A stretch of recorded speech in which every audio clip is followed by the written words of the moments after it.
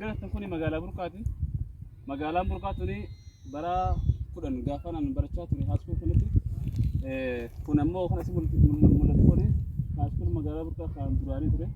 Asittiin baradhee gaafa nan asii baradhu haaskuul kuni baadiyyaa gaara keessa ture. Amma haaskuul kiritti firkaatota haaskuul walitti dabalamee waan ture asitti haaskuul haaranii ijaaramee jira kun haaskuulin naannoo kun gola shibbiree jedhama. Asii gadi magaalaan duratti hin jirtu oorotaa ture. Kun amma ganda asiin gad mul'atu kuni asiin mul'atu kuni ganda gola shibbiree yookaan ganda asiin karaa jabeenii deemu karaa gammoojjii karaa qumbii deemu. Lafti kun guutumatti magaalaa ta'ee jira amma. Magaalaa kanaan jala kan gartan gurraachi kuni laga Dubaati. Laga Dubaa jimoota Dubaadhaa misooma magaalaa kanaatiif akka gaariitti guddina magaalaa kanaatiif kan tajaajilaa jirudha. Gaara gamaa kanatti kan gartan kun ammas gaara jabeen jedhama. Gaara jabeen kun akka karoora mootummaatti bara dheeraa booda dirree xayyaaraa yookaan airpoortii godina kibba Oromiyaadhaa godina kibba Harargee yookaan godina magaalaan burqaa gaafa godina taate asitti airpoortiin dhaabbataa jedhamee ni eegama. Yookaan naannoo kanatti humbanna airpoortii inni dhaabuudhaaf karoora qabana jedhama mootummaan. Magaalaan kun akkuma walii galatti magaalaa godina kibba Harargeedhaa jedhamuudhaan moggaafamuudhaaf taa'udha. Kanuu godina humbannaa ta'ee akka moggaafamu mootummaan itti deemaa jira. Tajaajiloota barbaachisaa ta'es uummataaf kennuudhaaf mootummaan naannoo kana asiin gammoojjii kana jiru godina addaa kibba Harargeedhaa jedhamee jechuudha. Asiin ammoo kan gartan kun magaalaa burqaata duraaniiti.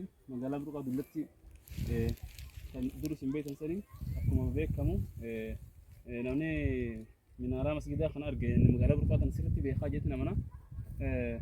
Walumaa galatti gaara gamaa sirriitti argamu kun ammas hallayyaa banaa yookaan gaara hallayyaa banaa jedhama. Gaara san jala wanni beekamaan jiru tokko jallaa magaalaa burqaa beeladaan itti gurguramutu achi jira. Guyyaa salaasaa kan ittiin horiin gurguramu jechuudha. Kaameraamaan sirriitti hin gadda jetti namana. Walumaa galatti as ammas gaara kana gubbatti kan agarsiise teelee Itoophiyaadhaa anteenaa teeleeti. Magaalaan burqaadhaa teelee kana isii beekama namoonni biyya fagoorraa daawwachaa jirtanii. Walumaa galatti magaalaan burqaa kana fakkaatti magaalaa burqaa kana guddisuu keessatti qarshiin magaalaa dubaadhaa qarshiin ijoollee biyya kanaa kan biyya alaa deemanii keessattuu ijoollee biyya arabaa turaniif magaalaan kun sirriitti galii argattee guddinarra jirti. Yeroodhaaf haalli adda addaa uumamuurraas ta'uu danda'a. Guddinni magaalaa kanaa akka waan ammaa fufsiisaan jirree fakkaataa fufsiisaa ture garuu magaalaan kun akka dargaggoonni biyya keenya magaalaa kana guddisuu irratti gamtaan akka hojjetan jijjiirama lammiileen biyya keenya biyya ambaa jiran magaalaa kana guddisuu irratti hawaala magaalaa kanaa ijaaranii tokkummaadhaan socho'uu irratti hojjechuu qaban jennee dhaamsa dabarsina. Magaalaan kun manneentu ijaarame malee qabeenyi guddaan keessatti hin argamu. Isin daawwachaa jirtan qabeenyi guddaan magaalaa kana keessatti hin argamu. Manneen kana irra guddaa ijaaramanii ilma namaa keessa jiraachaa jiru. Iddoolee daldalaa babbareedoo nama hawwatan hin argitu. Kanaafuu lammiileen keenya kan biyya alaa jiran kan keessas mana qaban kan ijaaruufis ta'an magaalaa biyya biraa guddisuu caalaa magaalaa kana guddisuu irrattis xiyyeeffannaa godhuun barbaachisaadha jennee amanna. Magaalaa kana isin daawwachiisaa jiru ani barii bareedooti waan haaraan yoo jiraate ammas waraablee isin barsiifna.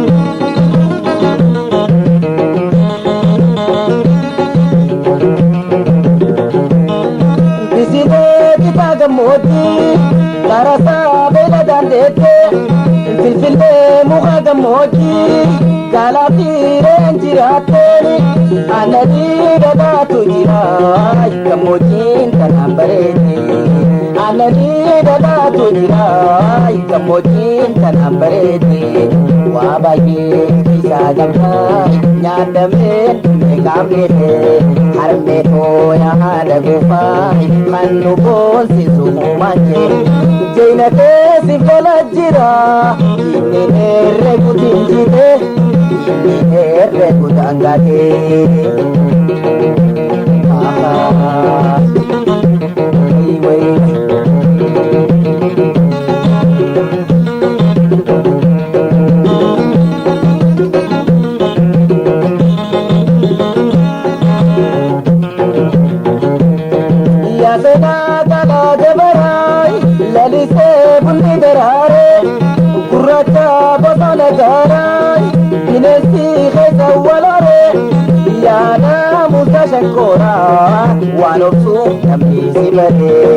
Oromia lafuma Oromummaan nafuma yaaduma qawweetumu dhumi jaanin dhumu. Assalamu alaikum warahmatullahi wabarakatuh.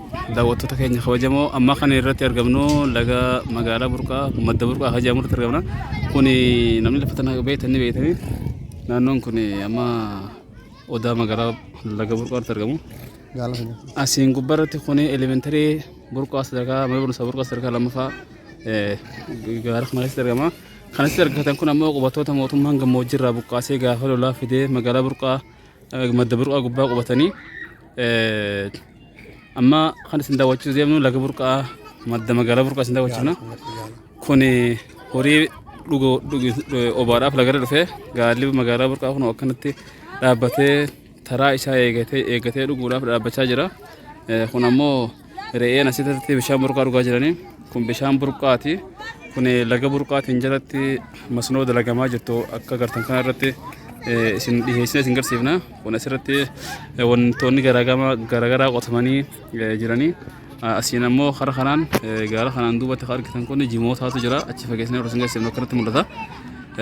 Amma kallattumaan laga madda Burqaatiin isin beektan isin garsiifna. Wajjin turtii gaarii. Egaa tuni madda Burqaati. Madda Burqaatiin duratti bishaan guddaa ture. Bishaan guddaa guutamee jiru ture. Ammaan tana bishaan humnaan qabne xiqqaa tokko jira. Akkuma agartan kana kun madda Burqaati. Akkanatti achirraa ijaaramee simintoodhaan dalagameetu jira. Asiin madda kana jalaan bakka ammaan tana obboleettiin mul'attu kanaan gara gadiitiin bahee deema. Uummanni keenya dhugaatiifis kun bishaan baadiyyaarraa kan dhufan bishaan qulqullina hin qabne kana akkuma isin gartan kana bishaan dhugaatiif itti fayyadamaa jiranii kana waraabachaa jiran jechuudha. Kun egaa gabaabumatti magaalaa Burqaati. Kun madda Burqaati.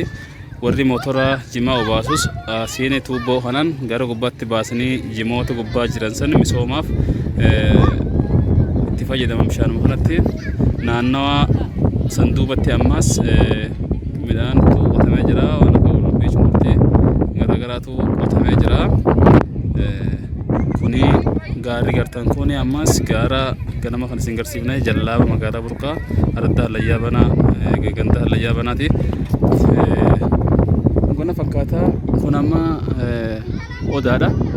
Odaan magaalaa madda Burqaa gubbatti argamu kana jechuudha.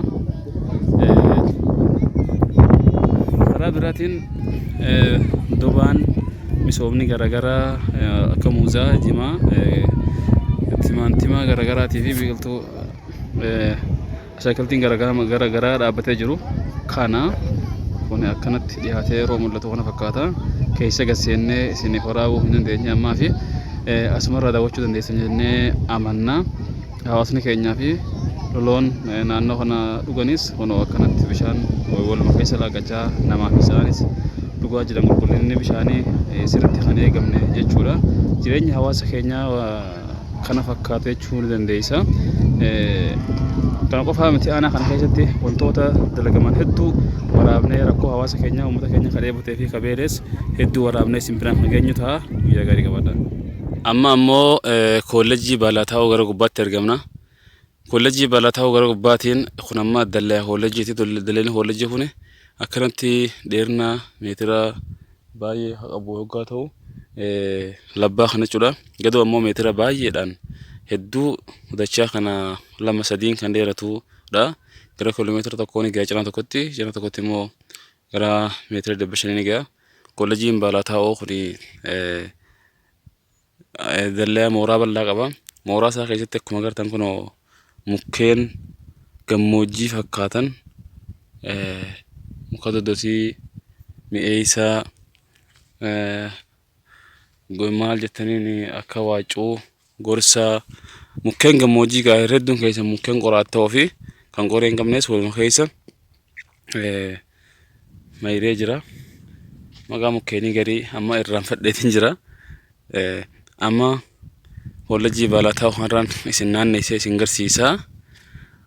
Gara gubbaatiin magaalaa naannoo kanaan ol baheen isin garsiisaa. Hanga xumuraatti ammas turtiin keessan na faana. Hayyee gaa daawwattoota keenya amma gandaa magaalaa Burqaa ganda Baalaataa'oo yookaan ganda 10 jedhamuudhaan beekamu achirraa arraan tana waraabbiin keenya achirraa itti fufa. Kun amma akkuma agartan dalleenni mukkeen keessa jiran kuni mukkeen Baalaataa'ooti, mooraa Baalaataa'ooti. Baalaataa'oon kolleejjiin Baalaataa'oo gara gadii kanatti bosona kana keessatti argamti. Achi dhageen isiniif waraaba ammaaf asiin hin mul'attu kolleejjichi. Gandi kuni ganda 10ti. Yookaan ganda Baalaataa'oo jedhamuudhaan beekama.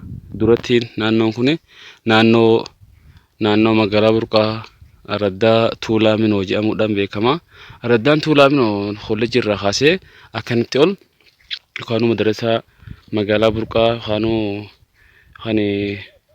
magaalaa ganda tokkootii fi biqiltuu jidduutti argamu irraa kaasee hanga Araddaa Tuulaa dur isin beeytan gara gubbaatti naannoon kun guutumattuu gandi kun magaalaa tahee jira jechuudha. Kan isin gartan golti kanatti ol gartan kuni gola naannoo Burqaa irraa kaasee hanga baddannootti jiru deemudha. Golli kun jechuudha. Fuulli amma isin gartan kuni fuula gara baddannoo gara magaalaa baddannoo deemudha.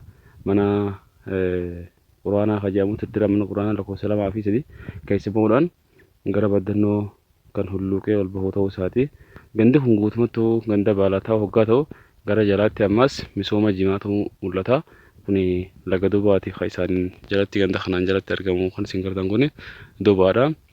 Dobaa kana gara gamaatiin ammas gandi mul'atu kuni gandi Dobaa gara jalaatiin mul'atu zoom out godhee hoggaan isin garsiisu akkanatti kan jiru achi karaa gamaatiin mul'atu sun jechuudha. Gandi kuni ganda Gola Jibrii jedhamuudhaan beekama. Gandi gamaa sun Gola Jibrii jedhamuudhaan beekama. Sirriitti isin daawwachiisa ammas nu faana tura. Kan amma agartan kuni kolleejjii Baalaataa'ooti. Kana jalatti argamu kuni kolleejjii Baalaataa'oo gara duubaatiin amma waraabaatiin jira. Kuni kolleejjiidha jechuudha. Mooraa kolleejjiis gara duraatii fi gara keessaatiinis yeroo mijaa'e ni waraabna jechuudha. Egaa daawwattoota keenya kabajamoo kun amma dirree asitti isinitti mul'atu kuni madrasaadha. Mana barumsaa madrasatul Bilaal magaalaa Burqaati. Dirreen kun dirree ijoolleen kubbaatti ta'u isinitti mul'atu kuni ammaan tana fageenya irra dhaabbannee gaara gubbarraa isin waraabaa jirra. Kanaaf hedduu adda isinii bahuu hin danda'u fageenya irraa. Gandi kun ganda madrasaa jedhamuudhaan beekama. Egaa naannoo kanatti ammallee misoomni jimaadha. Akka gaariitti jimaan bishaan dhugee magariisa ta'etu jira. Amma asumaan gara gaara gamattiin isin utaalchisa. Gaara gamaa san jalatti wanti isinitti mul'atu lafa dirree tokkotu isinitti mul'ata. Lafa dirree gama gaara jala jiru san kuni gaara. Lafti dirreen gaara jala jiru konkolaataan adiin amma dirree keessa dhaabbatuuni jallaaba Araddaa magaalaa Burqaatii sirriitti isinitti mul'ataa jeetii yaada. Gaara sanitti akkuma gabbootaniin kan mul'atu kuni jallaaba magaalaa Burqaatii jechuudha. Manni achi gubbaa mul'atu kunis mana warri horii qaratu keessatti horii qaratu balbala gubbaarratti ni mul'ata. Manni kun naannoo jallaaba kanatti ijaaramanii magaalaa wasiin ammoo kun egaa masjiida guddicha magaalaa Burqaati masjida Jummaa guddaa magaalaa Burqaa kaleessa gara high school irraa gad isiniif waraabne arrammoo isa jala dhihaannee isiniif waraabaatu jirra. Ammas kana daawwattoota keenya kabajamoo akkuma waadaa isiniif galle ammas magaalaa Burqaa waraabuutti fufnee jirra. Kun teeleedha. Teelee kuni ganda kaambii jedhamuudhaan beekama. Kan asitti argaa jirtan kun ammoo istoora jedhamuudhaan beekama. Kuni ganda istooraa yookaan ganda kaambii jedhamuudhaan beekama. Kun ammoo asitti argaa jirtan kuni birkaa magaalaa Burqaa bishaan Burqaa asirraa hiraabsama. Kuni isa ganda kanarraa gad isin daawwachiifna. Hanga dakaatti magaalaan Burqaa guutuun isii magaalaan Burqaa beekamtuun dur tan biitii guutuun Burqaa jedhamuudhaan beekamtu tan namni hundi isii beeku. Magaalaan Burqaa xiqqee isinee gamaa gamanatti hoggaa isin garsiifnu. Gaara gamaarraa hanga gamanatti kana fakkaatti. Gubbarraa gad ammoo kaleessa isin waraabne turre. Mee amma zoom out goonee Burqaa kana isin daawwachiifna.